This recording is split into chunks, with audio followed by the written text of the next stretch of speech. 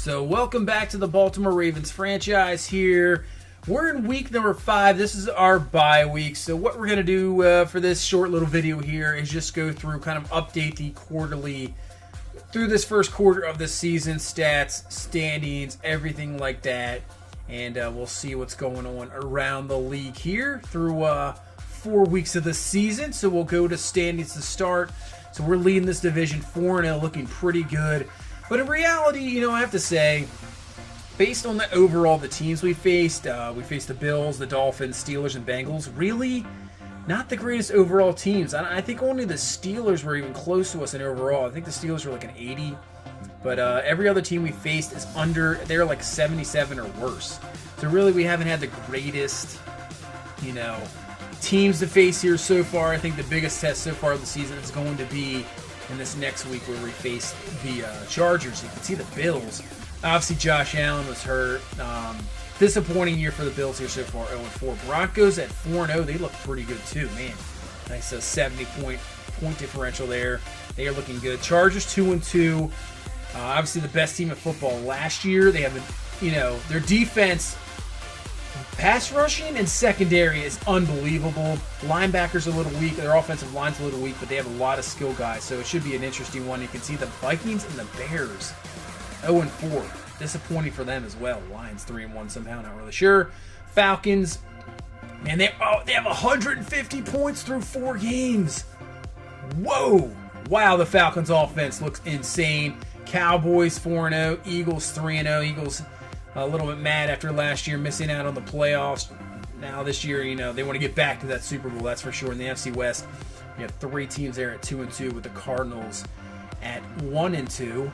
So, you can't really tell much, I would say, through 4 games. We'll have to get more into it, obviously. You can see we have the number 4 offense and the number 2 defense in the league. So defensively last year, technically by yards we really struggled. We were decent in points. I think we were like 4th or 5th in points. But, this year the ranking's a lot better. So Lamar Jackson's season so far, 6 touchdowns, 3 interceptions. Had a pretty good week last week against Cincinnati, putting up 3 touchdowns, just under 1,000 yards. Just continuing to see the improvement every week. That's all you want to see. Nick Chubb had an excellent game. His best game last week, over 100 yards. That's 4 touchdowns. Sony Michel's been a little bit struggling. Lamar Jackson, only 15 attempts for 71. Now, I just don't want to run out there, run him like 15 times a game and get himself killed. But, I definitely want to be able to get him more involved in the run game for sure and use that skill set, that's for sure.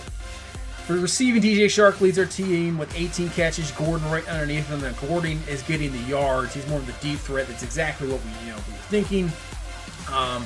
Paris Campbell Jr. and Deebo Samuel. So these 2 guys right here really have starting to play a lot better. I think by the mid-season, they just could turn into starters. No doubt about it. Not saying Josh Gordon's going to be put to the side, but I think I'd rather see them get more of the looks. And as for Johnny Dixon and Deion Kane, like I said before, I want to try to get them involved a little bit more here and there, but it's just a little tough with so many guys around. So defensively, C.J. Mosley leading our team in tackles. Tony Jefferson, number 2. And really, Tony Jefferson has had an outstanding year so far. You can see he has the 3 sacks, 2 picks. He's just been all over the place. Humphrey with 3 interceptions, just shutting guys down. You really should just give him an MVP for not allowing Antonio Brown to catch. I still can't believe that in week 3. If you want to, check that one out. But, man, he was just unbelievable against Antonio Brown. You can see he leads our team right now with 3 interceptions. Jefferson with 2, and Smith and Tavon Young with 1 apiece. Forced fumbles, take a look at that, Judon and Mosley, and both fumble recoveries were Tony Jefferson. And he has that safety as well. So now, we'll head to the league leaders, the guy we're about to see here in week number 6, Phillip Rivers, leading the league. He's about 80 years old, still doing it. And you got Bradford in New England with number 3 in the league. Tyrod up there, Baker Mayfield, who we saw last week at the end of the year, but he, that was only like his 5th game starting, so we'll see a little bit more of him. Justin Herbert from Oregon, so he's the starter for the Giants. We traded him Joe Flacco, and he's just sitting behind him, so that is what it is. Can't really do much about it. As for touchdowns, let's take a look who's leading. Yeah, Matt Ryan with 13. Yeah, they've scored like 150 points in 4 games. Unbelievable. 13 touchdowns already for Matt Ryan. Falcons just killing it here so far. I got Wentz, Rivers there with 9 and 2. Luck having a pretty good season. Dak Prescott has yet to throw an interception. He is looking fantastic. Case Keenum looking pretty good. So there you go. Rushing, Le'Veon Bell killing it. 509, 8.6 a carry. Man, Le'Veon Bell, the guy that we tried to get, I thought he was going to be we offered so much more money than anybody else. Decided not to come here, so we go get Nick Chubb, Sony Michel. It's working out for Chubb so far. Sony Michel is a little bit slower. But man, just thinking we could have had Le'Veon Bell. Wow. As for touchdowns, Devontae Freeman said it looks like the Falcons have at least 18 touchdowns already on the season. It's just nuts. Eckler with 3, Bo Scarborough with 3, Samaje Perine with 3. So a lot of the backups obviously getting touchdowns here. And here's the interesting one, Kareem Hunt. So they signed Le'Veon Bell, right? Kareem Hunt is like a 92 overall or something like that. He has 3 touchdowns. He has 39 carries through 4 games. Yeah, he's a 93 overall star development, and he's on the trade block. Why do you sign Le'Veon Bell? I just don't understand. Kansas City's defense is like not good. So why would you go out and sign another running back instead of trying to get... I just don't understand. They're trying to shop Kareem Hunt in this game. He is obviously on the... Like I said, he's on the trade block. I've checked it out. He's on the trade block. And, you know... It'd be interesting to go get him. I know we have Nick Chubb and Sony Michel. We don't need him. And I don't think I'm going to go trade for him, obviously. It would take so much to get him. Who knows what they would want. He's a freaking 93 overall in a star development.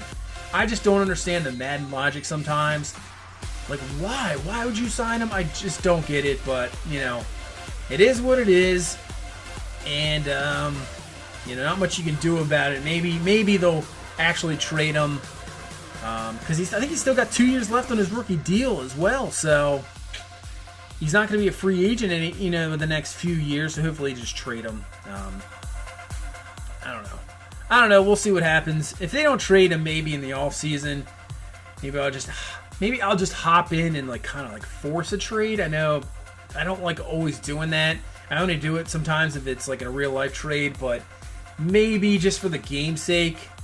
Just kind of force a trade. I don't know what you guys think on that one. I mean, we'll see. As we now head to defense, see you guys leading the league in tackles here.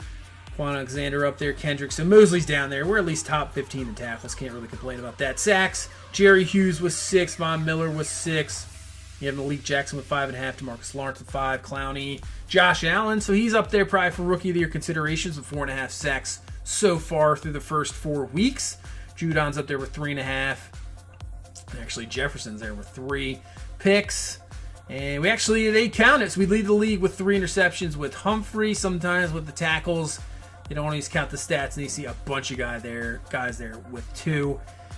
As we head back to some negotiating some contracts here. And we tried to work one out last week with Tavon Young. He didn't like the salary. So what we're going to do is up the salary here a little bit. Leave the signing bonus. And... let's see if he'll take that. Let's see if we up the salary if that worked out. That's what he was looking for. And it works out. There we go. So Tavon Young's back for at least 3 more years. We will take it. He's a solid slot corner there. Matthew Judon, I don't know yet. I mean, he's having a pretty good season. Don't get me wrong. 3.5 sacks so far through the 4 games. But with that salary, he's only a normal development. I mean, he's 27 years old. I don't know. I don't know if we should just go out and try to find somebody else. I mean, I'm usually, some guys are specialties are running backs. Some guys, they can draft receivers or I can always, for some reason, find those linebackers. I don't know what it is. Every year in Madden, it's like a fine linebacker. So I don't know if I should just let Judon go and just find a linebacker. On the other hand, Willie Henry, he has the quick development, 2 years younger. That salary really doesn't look that bad to me. 3-year deal, $16 million. I think we offer him this deal. I think Willie Henry is key enough. He's played well enough. Like I said, he's only 25. He has that quick development. I think we can bring him back. I mean, we have enough cap, that's for sure. And, that works out. So Willie Henry's coming back. We reassign him. And that's all we can negotiate for this week.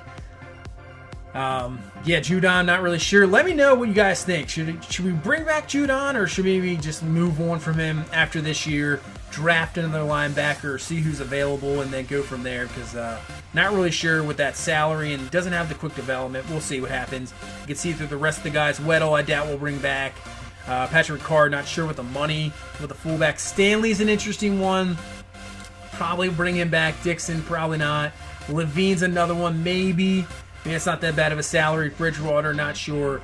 And Kennedy, I think, will probably end up negotiating a contract with him and bring him back for sure. So that's for the negotiation. Let's go into scouting. Since we're talking about Judon, let's go to the linebackers here. So we got Clavion Chaseon from LSU. So there's guys here. We got Hunter Eccles from USC, Levi Jones here from USC. We have Markel Benton from Alabama. So there's plenty of linebackers here. So I don't know. We might not think about maybe Judon. We'll just let him walk. Jadion Hunter from Georgia. Nathan Proctor from Virginia Tech. Let's take a look at the rate. We're not going to be able to scout them points-wise this week, but let's take a look at the other outside, right outside. So we have Robert Field from Georgia, Dylan Moses from Alabama, Addison Gumbs from Oklahoma, Willie Gay Jr. from Mississippi State. We have Baron Browning from Ohio State. So there's guys here. So that might decide in the factor to bring back Judon. So that's it. We're going to move on now to week number 6. Take on this Chargers team. Like I said, this might be the biggest test so far of the season. But definitely a lot better overall rated than any team we've faced so far. It's helping that we're going to be at home, so that might help a little bit. We don't have to play in LA this time, where last year we ended up losing, but we'll see how this team looks.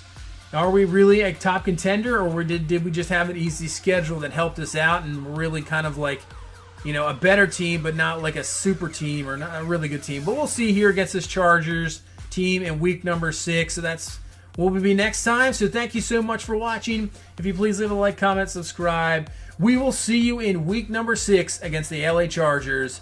Have a good one. Bye-bye.